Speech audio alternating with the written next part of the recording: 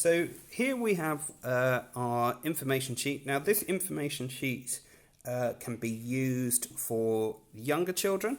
So as we can see here, we've got the animal groups and we've got the characteristics and we've got the examples. So for younger children, what they can do is just draw lines straight from the animal groups to the various characteristics. So for instance, warm-blooded going to mammals and birds. Reptiles would then link to the examples here. So then this is a simpler exercise, perhaps for Key Stage 1.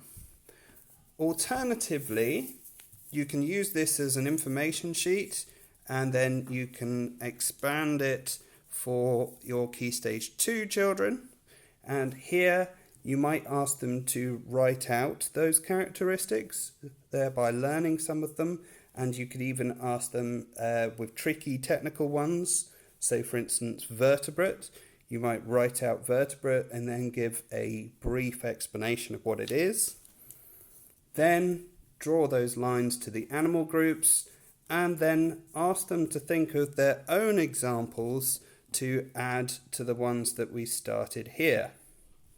In addition, there's a little bit of a challenge that we've got here on the information sheet, which is, can you order the animal groups from the oldest to youngest?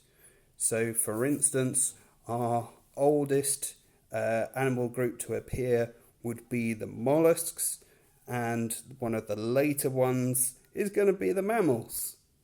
Okay, so they can just fill in that order, the order of those different animal groups here on their challenge answer sheet.